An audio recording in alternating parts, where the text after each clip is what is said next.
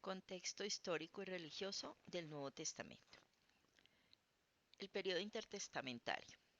Desde la época de Malaquías hasta la aparición de Juan el Bautista transcurrieron 400 años. Fue un lapso que se llama periodo de silencio porque en aquel entonces ningún profeta habló ni escribió. Sin embargo, había muchos sucesos de gran importancia en este periodo. En el siglo IV a.C., Alejandro Magno y sus ejércitos greco-macedonios, por medio de espectaculares conquistas, se hicieron dueños del imperio persa, incluso Palestina. Alejandro murió en el año 323 a.C. sin dejar heredero para su trono. Después de muchas discusiones y luchas entre los generales de Alejandro, estos se pusieron de acuerdo para repartir entre ellos el nuevo imperio. Un general se hizo cargo de Egipto, otro de Mesopotamia y Siria y un tercero de Grecia y Macedonia.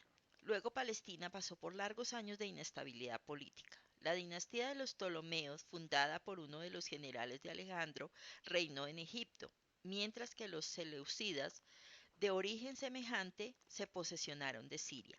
Desgraciadamente Palestina resultó ser la manzana de la discordia en las luchas entre los dos reinos. Alejandro Magno tenía el sueño de unir toda la humanidad por la imposición de la cultura griega. Desde entonces, la influencia griega se extendió en el Mediterráneo oriental. El idioma griego se convirtió en el lenguaje universal. Era signo de buena educación hablar griego, leerlo y escribirlo. La educación y las artes griegas florecían en los reinos de los sucesores del ilustre conquistador.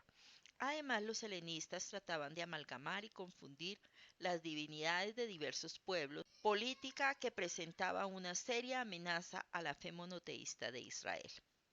El conflicto entre los helenistas y los judíos que mantenían su antigua fe se tornó violento cuando Antíoco Epífanes, rey de Siria, se apoderó de Palestina en 175 a.C.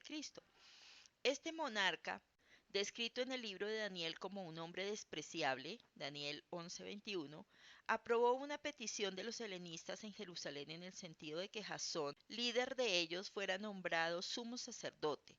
Entonces fue depuesto el legítimo sumo sacerdote y el gobierno tradicional de los sacerdotes y ancianos fue reemplazado por el de una ciudad-estado al estilo griego. La mayoría de los judíos perdieron su ciudadanía. Antíoco desató una encarnizada persecución contra los judíos. Dio órdenes de terminar con el judaísmo e implantar en su lugar el culto a Zeus, la más grande deidad de los griegos. Los sirios saquearon el templo y colocaron en el santuario la estatua de Zeus. Convirtieron las habitaciones del templo en burdeles públicos y quemaron todos los libros sagrados que encontraron. Se prohibió bajo pena de muerte la circuncisión, señal del antiguo pacto, y se decretó el sacrificio de cerdos en el recinto del templo, el acto que más repugnaba a los judíos. A muchos judíos la situación se les hizo intolerable, se negaron a acatar las órdenes de Antíoco y surgió la resistencia de los macabeos. Un anciano sacerdote, Matatías, inició la insurrección matando a un oficial sirio que trató de establecer el culto idolátrico en Modín, ciudad situada al norte de Jerusalén. Luego el sacerdote y sus 5 hijos huyeron a las colinas de Judea y se ocultaron en las cuevas. Otros judíos, animados por el espíritu patriótico, se reunieron con ellos y se extendió la revolución. Aunque Matatías pronto murió, su hijo Judas, conocido como Macabeo, Martillo, ocupó su lugar. Al principio la causa de los macabeos parecía inútil porque los judíos no tenían preparación ni armas adecuadas y se les opusieron los experimentados soldados del poderoso reino de Siria. Sin embargo, los seguidores de los macabeos hacían la guerra de guerrillas inspirados por una inquebrantable fe en Dios. En 3 años los hombres de armas judíos derrotaron a los sirios, liberaron a Jerusalén y limpiaron y dedicaron el templo que los helenistas habían profanado. Daniel 8:14. Fue un evento del cual todavía se acordaban los judíos en la época de Cristo. Los judíos continuaban la lucha para lograr la independencia política, la cual se consiguió al fin bajo Simón Macabeo en 142 a.C. Él y sus descendientes Fueron nombrados sumos sacerdotes y gobernadores provinciales perpetuos. Así se estableció la dinastía asmonea de los macabeos. En la época de Hircano, en el 135 al 104 a.C., se produjo la ruptura entre los hasideos, devotos estrictamente conservadores, y la familia asmonea, los macabeos. De ahí en adelante, los hasideos aparecen como fariseos, es decir, separados, mientras los religiosos de tendencia helenista se llaman saduceos. Con el transcurso de los años, la oposición de los fariseos al helenismo se desató una guerra civil. Finalmente, en el año 63 a.C., el general romano Pompeyo se apoderó del país y depuso al gobernador de la línea macabea, Aristóbulo II. En el año 40 a.C., Herodes consiguió que el Senado romano lo nombrara rey de Judea. Este monarca vasallo fue un hombre de gran capacidad política y supo ganar y mantener el favor de aquellos que gobernaba Roma. Herodes profesaba la religión judía, si bien era de raza idumea. Tuvo que agradar a un pueblo compuesto de tres razas hostiles entre sí, judíos, árabes y griegos. Su dominio abarcó mucho territorio, pues Roma le había otorgado nuevas posesiones, Samaria, Perea, Idumea. Se le llamó Herodes el Grande. Herodes el Grande trató de ganar el favor de los judíos construyendo un magnífico templo en Jerusalén para reemplazar el que había sido dañado por la guerra.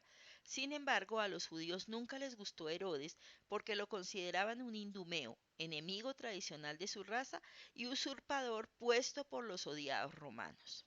Cuando Herodes murió en el año 4 a.C., su reino fue dividido entre sus tres hijos sobrevivientes. Arquelao heredó a Judea y Samaria. Herodes Antipas, rey que ordenó decapitar a Juan el Bautista, tomó Galilea y Perea, y Felipe recibió Iturea, Traconite y los territorios del noreste. Sin embargo, la brutalidad de Arquelao precipitó una gran oposición de parte de los judíos y los romanos lo desterraron. Estos pusieron a Judea y Samaria bajo el control de un procurador, es decir, un gobernador responsable directamente de los romanos. El más conocido de los procuradores es Pilato, que estuvo del 26 al 36 después de Cristo. Cirenio, que se nombra en Lucas 2:2, de Siria, nombró a un soldado romano, Coponio, para este puesto y ordenó un censo con el fin de imponer tributo. Así se precipitó una sublevación dirigida por Judas el Galileo. Aunque la revuelta fue dominada, los judíos más fanáticos se separaron de los fariseos y formaron el partido de los celotes, el cual mantenía el espíritu revolucionario. Durante el periodo de Cristo, todo el mundo civilizado, salvo unos pocos conocidos reinos del lejano oriente, estaban bajo el dominio romano. Su imperio se extendía desde el océano Atlántico hasta el río Éufrates y desde el río Danubio hasta el desierto de Sahara. Los judíos gozaban de cierta libertad política y religiosa, pero tenían que pagar pesados impuestos al gobierno romano. Los soldados romanos estaban acantonados en las ciudades y los pueblos, y un recaudador de impuestos se sentaba a la puerta de cada población de importancia. Los judíos deseaban la libertad, pero eran demasiado débiles para expulsar a sus conquistadores. Así se despertó en ellos la esperanza mesiánica prometida por los profetas del Antiguo Testamento. La religión judía. Desde el cautiverio babilónico hasta la aparición de Juan el Bautista, la religión hebrea fue evolucionando y llegó a ser lo que se llama judaísmo. Tenía varias instituciones importantes que desempeñaban un papel formativo en la religión de los adoradores de Jehová en la época de Cristo. La sinagoga. Con la destrucción del templo por los babilonios y la forzosa cesación de los sacrificios y ceremonias, surgió la sinagoga, asamblea o reunión, centro local de estudio y adoración.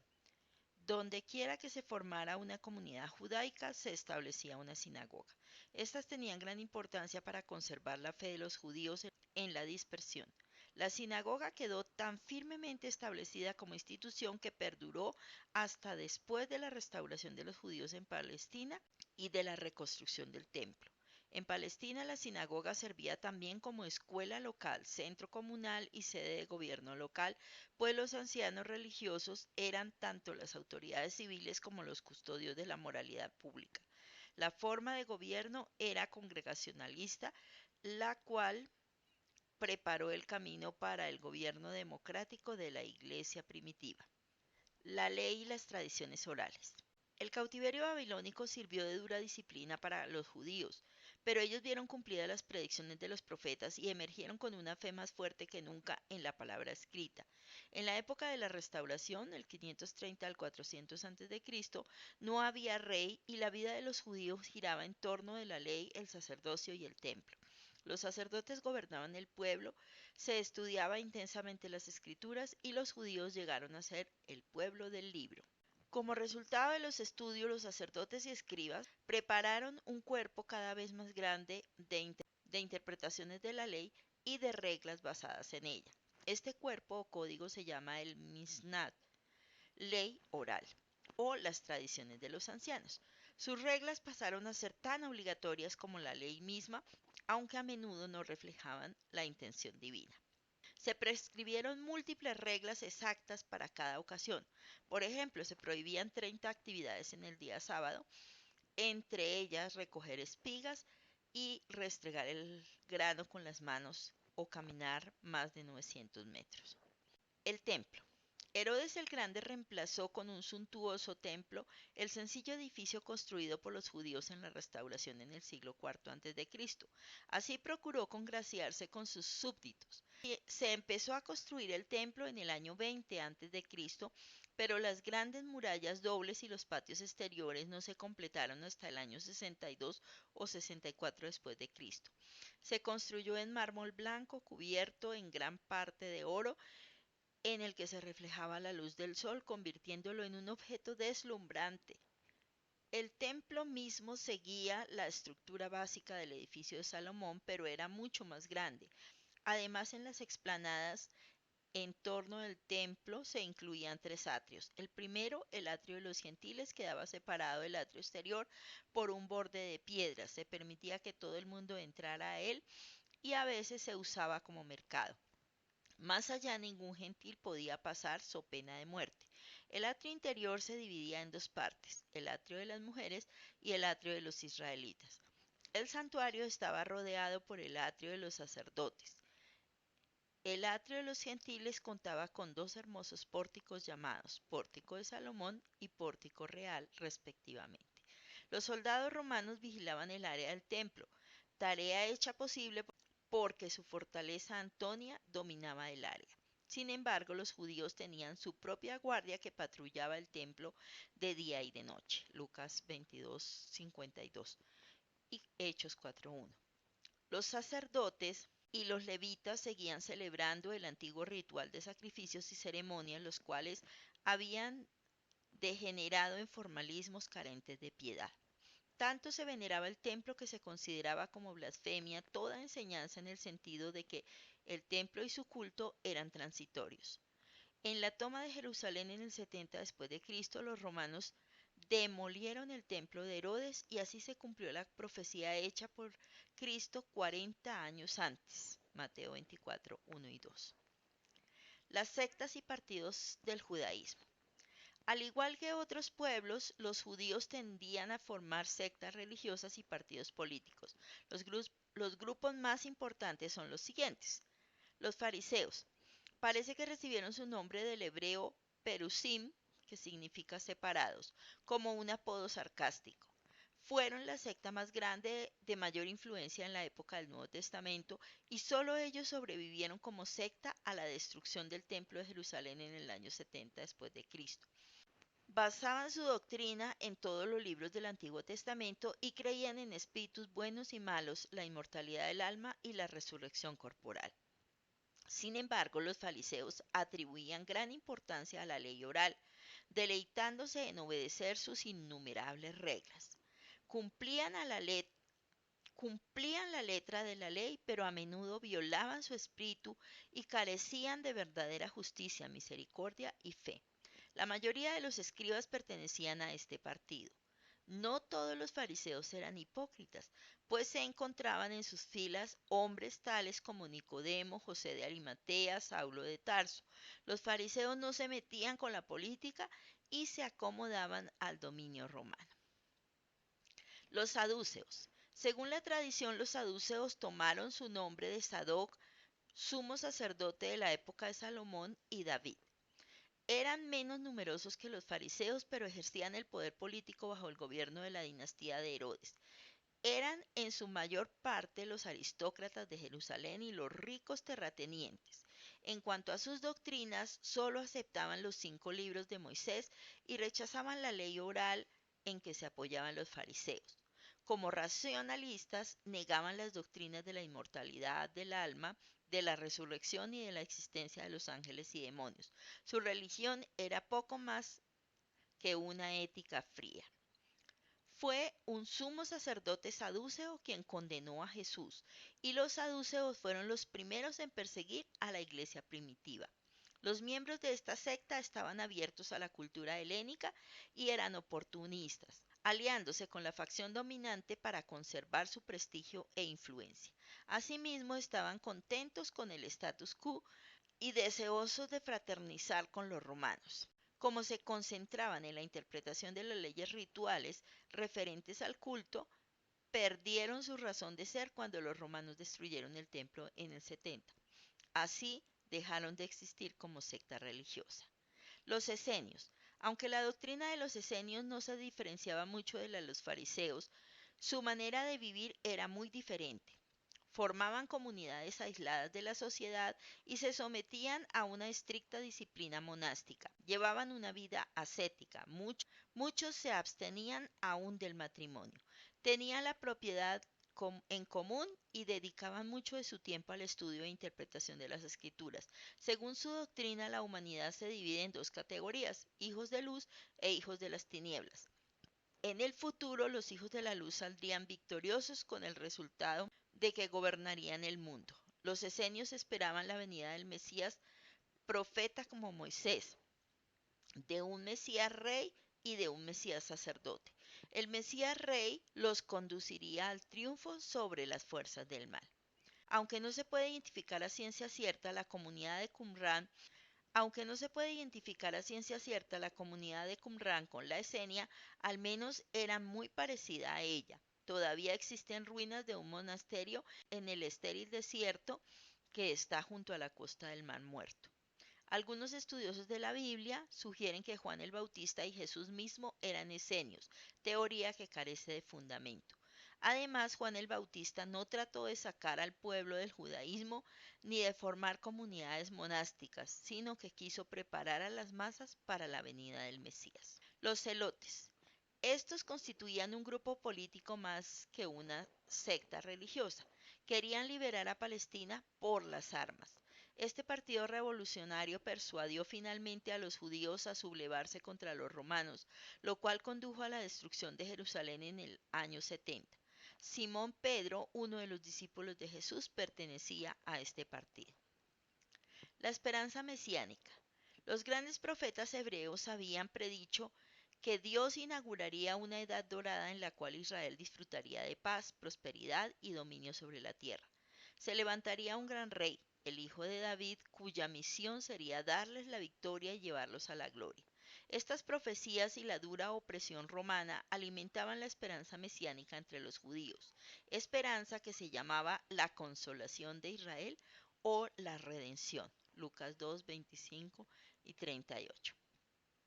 Había también una viva expectativa de que vinieran un profeta como Moisés y el profeta Elías. Algunos judíos pensaban que Dios intervendría para poner término al mundo. Otros soñaban con un Mesías sobrenatural que vendría en juicio para limpiar la tierra y reinar sobre ella. Sobre todo, había la expectativa de que el Mesías conquistaría a los romanos y establecería un reino político, haciendo a Jerusalén la capital del mundo. Jesús vino a un pueblo que esperaba un Mesías, pero ninguno de ellos soñaba con que éste establecería un reino espiritual por la vía de la cruz. Los líderes religiosos trataban de apagar el entusiasmo creado por la expectativa mesiánica. Los saduceos porque querían mantener la situación tal como estaba y no provocar a los romanos. Los fariseos porque creían que solo por conformarse a la ley divina vendría el reino mesiánico. La preparación del mundo para el Evangelio. El apóstol Pablo afirma que cuando vino el cumplimiento del tiempo, Dios envió a su Hijo. Gálatas 4:4.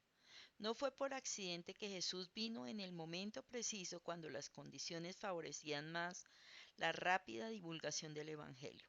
Esto sucedió según el plan divino. Consideremos a continuación los factores que prepararon el camino para la venida del Señor Jesucristo. La preparación política. El Imperio Romano le había dado a la cuenca del Mediterráneo una unidad nunca antes vista. Las barreras políticas fueron quitadas permitiendo el libre intercambio entre los pueblos. Roma fomentaba la mayor uniformidad posible de las costumbres y leyes de cada región. Además, otorgaba ciudadanía romana a muchos de los hombres libres del imperio sin hacer acepción de personas respecto del lugar de nacimiento o raza. Así se produjo la noción de la solidaridad de la humanidad, concepto que preparó a los hombres para recibir el mensaje de redención universal. El emperador Augusto le había dado al mundo conocido un respiro de la guerra. La notable red de caminos romanos, obra de piedra que no fueron superadas sino hasta la llegada de los ferrocarriles, facilitó en gran manera los viajes y el comercio. El general romano Pompeyo había limpiado de piratas el mar Mediterráneo, por lo tanto el comercio florecía y las gentes iban de un lugar a otro sin temor de verse envueltas en guerras o asaltos. Tanto los misioneros cristianos como los mercaderes esclavos y otras personas que se habían convertido viajaban sin obstáculo alguno hasta los más apartados rincones del imperio, divulgando el mensaje de la cruz. Al mismo tiempo que reinaba la paz romana, regía también la ley romana, es decir, un magnífico sistema de leyes que protegía los derechos de los ciudadanos y aseguraban que los malhechores fuesen juzgados según las leyes fijas y rectas y no conforme al criterio de los prejuicios de jueces arbitrarios. En el libro de los Hechos observamos a menudo cómo la ley romana protegía al apóstol Pablo cuando encontraba oposición de parte de los judíos y los paganos. La preparación intelectual. De igual importancia que la unidad política que dio Roma al mundo civilizado fue la contribución griega a la preparación de la humanidad para recibir el Evangelio. En primer lugar, Alejandro Magno había diseminado la cultura helénica en su imperio y Roma había heredado dicha cultura, de modo que la cultura prevaleciente en el tiempo de Cristo no era la romana, sino la helénica. El idioma universal era el griego, lengua hablada en un territorio tan amplio que era el medio de comunicación en regiones tan separadas como África, España, Italia, Asia Menor. Anteriormente cada nación había tenido su propio idioma. Ahora todas podrían ser evangelizadas empleando el idioma griego. El Antiguo Testamento había sido traducido a este idioma durante los siglos anteriores a la era cristiana y recibió el nombre de versión de los 70 o la Septuaginta. Esta versión tenía enorme importancia para la iglesia primitiva, pues fue la Biblia que emplearon los apóstoles. Los creyentes que se dispersaron por todo el imperio romano encontraron en esta versión un instrumento útil para comunicar su mensaje. El idioma griego se prestó admirablemente para formular la teología cristiana para la exactitud de sus expresiones. También la filosofía griega, que enseñaba a las personas a pensar por sí mismas y había puesto en ridículo los mitos acerca de las divinidades paganas, condicionó a la gente para recibir la fe monoteísta. Algunos de los filósofos griegos como Platón, Aristóteles, habían llegado por medio del raciocinio al concepto de un solo Dios, pero su filosofía era abstracta y fría, no satisfacía el corazón de los hombres. Solo el cristianismo podía llenar el vacío espiritual de aquel entonces. La preparación religiosa. Los romanos eran tolerantes con las religiones de otros pueblos sometidos al imperio, inclusive los judíos que insistían en una fe monoteísta y se negaban a practicar los ritos paganos. Estos recibieron privilegios especiales que los protegían en su forma de culto. Al principio, el cristianismo fue considerado como una secta judía y disfrutó de la tolerancia de los romanos. Por regla general, sus peores enemigos no eran los paganos, sino los judíos mismos.